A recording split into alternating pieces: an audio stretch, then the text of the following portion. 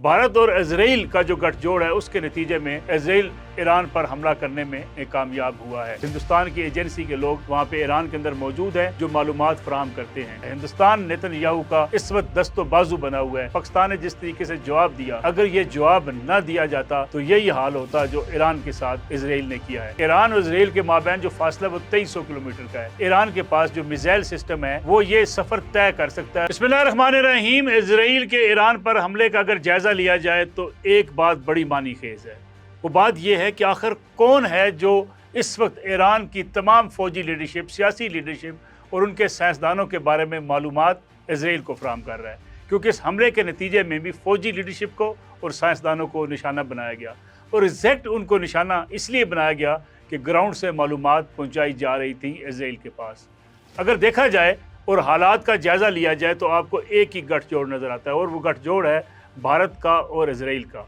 भारत और इजराइल का जो गठजोड़ है उसके नतीजे में इजराइल ईरान पर हमला करने में कामयाब हुआ है, और इस कामयाब हमले के नतीजे में उसने बड़ी तादाद में जो है वो ऑफिसर्स को टारगेट किया। गोया अगर इस लिहाज से भी देखा जाए कि ईरान के अंदर ना अमरीकी ना इजरायली कोई भी एजेंट घुस नहीं सकता। इस हवाले से ईरान ने बहुत सख्तियाँ कर रखी हैं और बहुत ज़्यादा मॉनिटरिंग की जाती है। गोया सिर्फ यही हो सकता है कि हिंदुस्तान के इस इदारे और हिंदुस्तान की एजेंसी के लोग वहाँ पे ईरान के अंदर मौजूद हैं जो मालूमात फराहम करते हैं। यही गठजोड़ पाकिस्तान के ख़िलाफ़ था। पाकिस्तान के ख़िलाफ़ इसी गठजोड़ ने हमलावर होने की कोशिश की थी, और 6 और 7 मई के वाक़यात को और इजराइल के ईरान के हमले को अगर आप मिला कर देखें तो आपको ये पूरी सूरत हाल वाज़े तौर पर नज़र आती है कि किस तरीके से उम्मत मुस्लिमा को टारगेट किया जा रहा है। पाकिस्तान उसका पहला निशाना था, और पाकिस्तान ने जिस तरीके से जवाब दिया, अगर ये जवाब न दिया जाता तो यही हाल होता जो ईरान के साथ इजराइल ने किया है।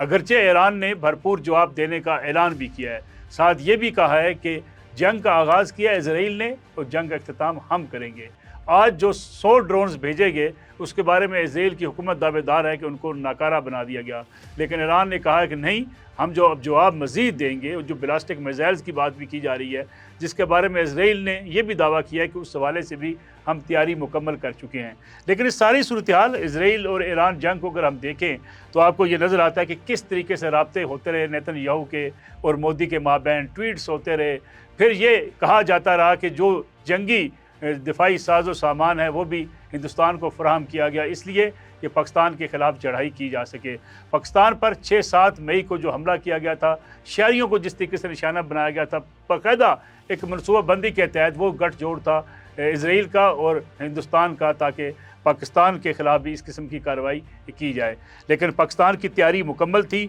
अब इजराइल भी बौखलाहट का शिकार था, क्योंकि जिस तरीके से पाक भारत जंग के दौरान आयरन डोम और जैसे आई स्टार जैसे उनके सिस्टम को नुकसान पहुंचा, और जितना नुकसान उसके बाद पूरी दुनिया में इजराइल के सारे दिफाई निज़ाम को, डिफेंस सिस्टम को तनकीद का निशाना बनाया गया, उसके बाद से इजराइल ख़ुद भी इस बौखलाहट का शिकार था। अब ये जंग किस तरफ जाएगी, क्या आने वाले दिनों में ये जंग खित्ते को अपनी लपेट में लेगी? क्योंकि इस वक्त जो दिफाई तज़ियाकार है वो ये कहते हैं कि ईरान और इजराइल के माबैन जो फासला वो 2300 किलोमीटर का है। अगरचे कुछ तज़ियाकार ये भी कहते हैं कि ईरान के पास जो मिसाइल सिस्टम है वो ये सफ़र तय कर सकता है और ईरान निशाना बना सकता है इस वक्त इजराइल को। लेकिन क्या अगर दीगर ममालिक की हेल्प ना हो जो इस खित्ते में मौजूद हैं तो ईरान बदला ले सकेगा? क्योंकि इस वक्त इजराइल के पास जो सबसे बड़ा मसला होगा, उसके लिए तकलीफ़ का बायस होगा, वो है इंसानी जानों का वहाँ पे ज़िया। और ईरान ने अगर कोई ऐसा टारगेट कर लिया जिसके नतीजे में वो इजराइल की आबादी को, उनकी फोर्सेस को निशाना बनाने में जवाबी तौर पर कामयाब हो गया, तो इजराइल ये काम बर्दाश्त नहीं कर सकेगा। नेतन्याहू के बस में ये नहीं होगा कि वहाँ की आवाम अपने यहाँ जब लोगों को देखेगी मरता हुआ तो उस वक्त चीखो पुकार नहीं होगी। और अगर ईरान को भी ये बात समझनी होगी कि उसे किसी मगरबी मुल्क से ख़तरा नहीं है, उसे इस रीजन में हिंदुस्तान से ख़तरा है। हिंदुस्तान नेतन्याहू का इस वक्त दस्तो बाजू बना हुआ है, और सारी मालूमात फराहम करने के साथ साथ उसकी सारी हमदर्दियाँ इस वक्त इजराइल के साथ हैं। और यही वो चीज़ है जिसको ईरान को बार बार बावर कराने की माजी में भी कोशिशें होती रही हैं कि ईरान को ये बात समझनी होगी, कोई उसका और मुखालफ हो ना हो, हिंदुस्तान ये किरदार अदा कर रहा है और हिंदुस्तान के बारे में ईरान को ख़बरदार होने की ज़रूरत थी। दूसरी तरफ अगर देखा जाए جو 2 روز یعنی اگلے 2-4 چند روز جو ہیں اس میں کچھ چیزیں واضح طور پہ سامنے آئیں گی، کیونکہ اسرائیل کے بارے میں یہ بتایا جا رہا ہے کہ اسرائیل تو یہ بات طے کر بیٹھا ہے کہ وہ ان اپنے اہداف کو نشانہ بناتا رہے گا۔ امریکی صدر ڈونلڈ ٹرمپ کا بیان بھی بڑا معنی خیز ہے، جس میں انہوں نے کہا ہے کہ جو بہادری کی باتیں کرتے تھے وہ تو نشانہ بن گئے، اب جو بچ گئے ہیں وہ مذاکرات کی ٹیبل پر آ جائیں۔ کیا مذاکرات ہوں گے یا ایران اپنا بدلہ لینے کے بعد ہی مذاکرات کی طرف آئے گا؟ لیکن ایک بات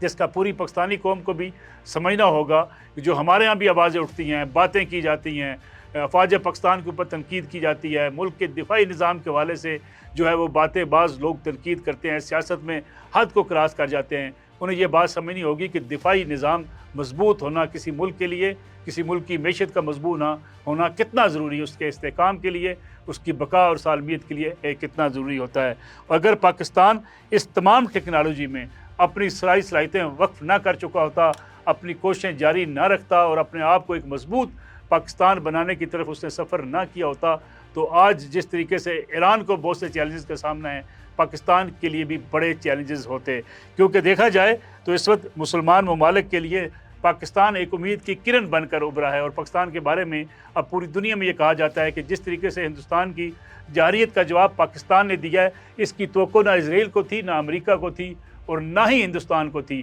اس لیے پاکستان کی شہری آبادیوں کو نشانہ بنایا گیا تھا کہ شاید پاکستان چپ کر کے بیٹھ جائے گا، مذاکرات کی بات کرے گا، لیکن پاکستان نے جو منہ توڑ جواب دیا، جو اسرائیلی ٹیکنالوجی کا بھی جو اس نے ستیہ ناش کیا، اس کے بعد سے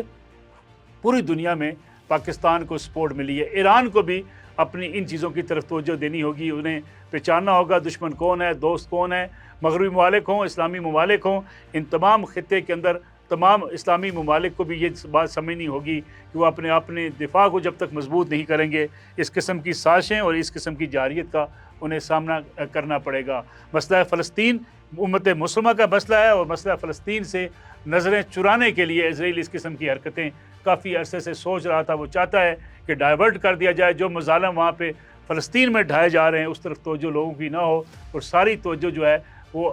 ایران اور اسرائیل جنگ کی طرف چلی جائے۔ لیکن یہ اسی صورت ممکن ہے کہ ایران کا جواب کیسا ہوگا، ایران کی دفاعی پوزیشن کیسی ہوگی، کیونکہ اب تک اگر دیکھا جائے تو جس طریقے سے اسرائیل ہمراہ آور ہوا ہے اس میں ایک بڑا نقصان ایران کو اٹھانا پڑا ہے، اور اس نقصان کا جواب اب لوگ اس بات کا انتظار کر رہے ہیں۔ لیکن مشکلات ہونے کے ساتھ ساتھ دفاعی نظام بھی کس ملکوں کا سب سے بڑی یہ طاقت اور قوت رکھتا ہے، جس کے لیے میں سمجھتا ہوں اور تمام لوگ یہ سمجھتے ہیں کہ تمام ممالک کو اس طرف مسلم ممالک کو خاص طور پہ توجہ دینی پڑے گی۔